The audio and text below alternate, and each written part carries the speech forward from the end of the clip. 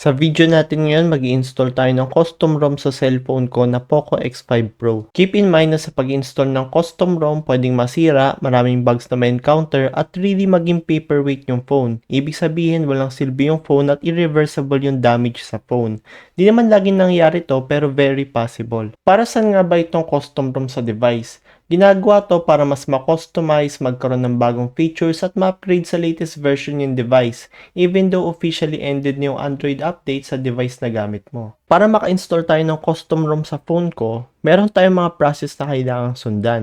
Tinimestamp ko din yung mga importanteng ginawa ko. First, kailangan muna nating i-unlock yung bootloader natin. Para ma-unlock yung bootloader, sinundan ko lang yung steps na nandito sa forums ng MIUI.eu. Ginawa ko lahat ng to while having the latest update ng HyperOS. Dahil din sa bagong update, instead of waiting 7 days para ma-unlock yung bootloader, 3 days na lang, which is very good. Setting that aside, on these steps, nagkaroon ako ng problema after kong gawin lahat ng part na to. Because when signing in sa MIUI Unlocker app sa PC, ina-ask nila yung number ko sa OTP. The problem is never kong na-receive yung OTP sa phone. Upon searching, nakita ko sa Reddit na may paraan. Ililink ko to sa description baka kung sakaling gumana sa inyo. But unfortunately, di siya gumana sa akin. With experimenting, what I did was use the QR code option sa app at the upper right. I used Google Lens para i-scan, nag-login, and nag-fill up ng number, and finally received the OTP. Automatic naman malalagin yung account mo sa MIUI Unlocker app sa PC. But, before ko magamit, naka-encounter naman ako ng another problem na hindi na-detect yung phone ko ng MIUI Unlocker app. To fix that, I just followed the instruction dito sa isang post from XDA. Ililink ko din sa description in case na gusto nyong basahin.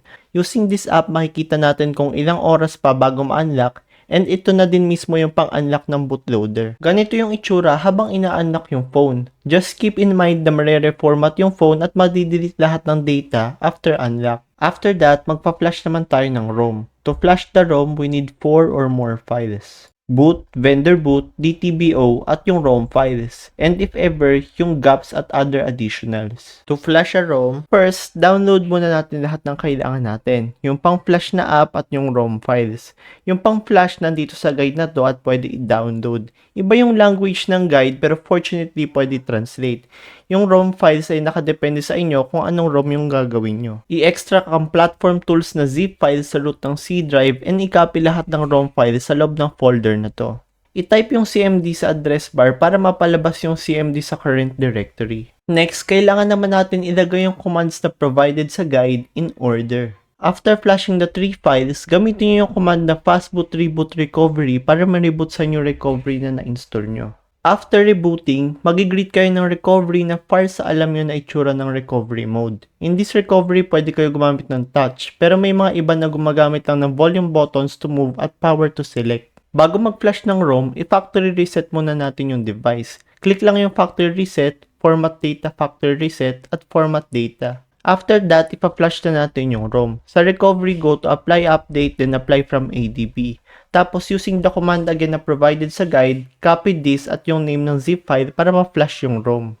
Lastly, kung meron pang ibang zip file na ipa-flash gaya ng Gaps or yung Google Apps na gaya ng Play Store, dahil minsan may mga ROMs na hindi kasama to, click yes sa recovery. Otherwise, click no at magre-reboot na ito sa installed custom ROM. Kung mag-i-install naman kayo ng iba pang file, hintayin mag-reboot, again select apply update, then apply from ADB, and then use the previous command again para mag-flash. After nun, click nyo lang yung reboot system now at hintayin mag-boot ang cellphone. You will be greeted with your phone na installed na ang custom ROM of your choice. After installing, i-check mo agad yung Play Integrity using this app sa Play Store at siguraduhin nakapasa ka sa Basic Integrity para gumana yung finance apps gaya ng GCash. Keep in mind na pagdating sa Poco X5 Pro, merong dalawang version ng screen sa phone na to, namely FTS and Goodix. You can check with Device Info HW na nakalink sa baba para malaman. Merong mga ROMs na compatible lang sa Goodix or meron din both.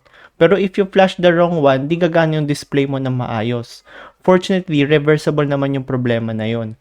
Yung phone na gamit ko ngayon ay merong FTS display. Mas madaming ROMs ang available sa Goodix displays. I would recommend na before flashing ROMs, mag-join ng mga Telegram groups ng Poco X5 Pro dahil doon nila mainly binibigay yung mga updates. Pwede din kayo magtanong ng mga questions nyo regarding flashing. ay within 2 Telegram groups. One is para sa mga update ng ROMs. Different language nga lang pero most ROMs ay nandun. The other one is for asking questions. Marami pang iba bukod sa dalawang to pero mainly ito yung gamit ko. Other one that is to really keep in mind was play integrity. Kailangan mong pumasa sa basic integrity para mapagana yung mga finance app. On lock bootloader, papasa sa strong, gaya ng cellphone nyo ngayon. Pero keep in mind na hindi laging concrete to.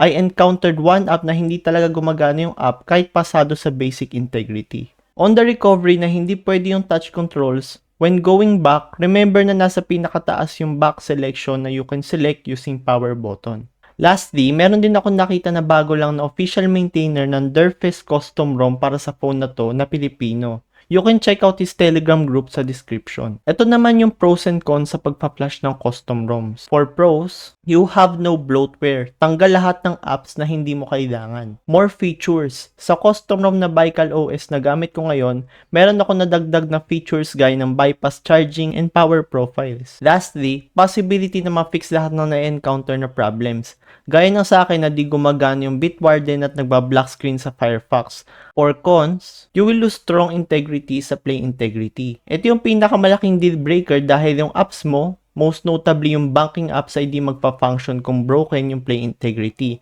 Most ROMs naman ay nakapasa naman dito, pero dahil sa pag-unlock ng bootloader, may posibilidad talaga na hindi makapasa.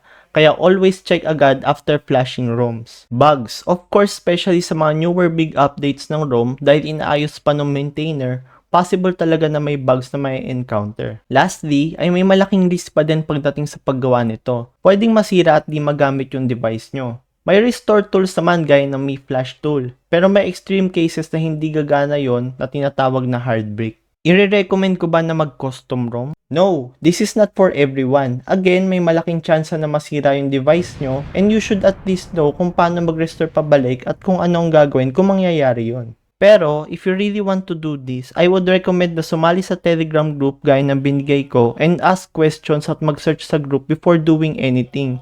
Dapat magkaroon muna ng idea sa nangyayari bago gawin to. So yun lang guys, don't forget to like, comment, and subscribe. See you again next time.